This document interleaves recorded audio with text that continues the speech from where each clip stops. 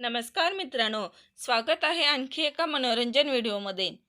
आज आपण या व्हिडिओमधून महाराष्ट्रातील एक लोकप्रिय पर्यटन स्थळ देवबाग या देवबाग पर्यटन स्थळाची माहिती जाणून घेणार आहोत। त्यासाठी हा व्हिडिओ संपूर्ण पहा। हे महाराष्ट्रातील सर्वात सुंदर पर्यटन स्थळ आहे। देवबाग हे कोकणातील छोटेसे गाव असून खाडी आणि समुद्राच्या अगदी मधोमध वसलेले आहे।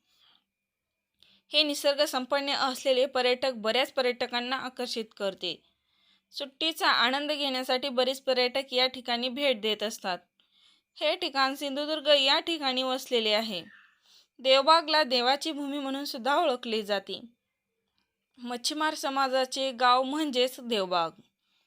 देवबाग हा समुद्रकिनारा खूपच प्रसिद्ध किनारा आहे। देवबाग बीचवर अनेक पक्ष्यांची थवे येत असतात, त्यामुळे देवबाग हे पक्षीप्रेमी व निसर्गप्रेमीसाठी आकर्षक ठिकाण आहे। त्याचबरोबर या ठिकाणी असलेले आणि स्थानिक रेस्टॉरंट हे देखील देवबागची आणखी शोभा वाढवतात। देवबाग हे ठिकाण लांब आणि स्वच्छतेसाठी प्रसिद्ध आहे।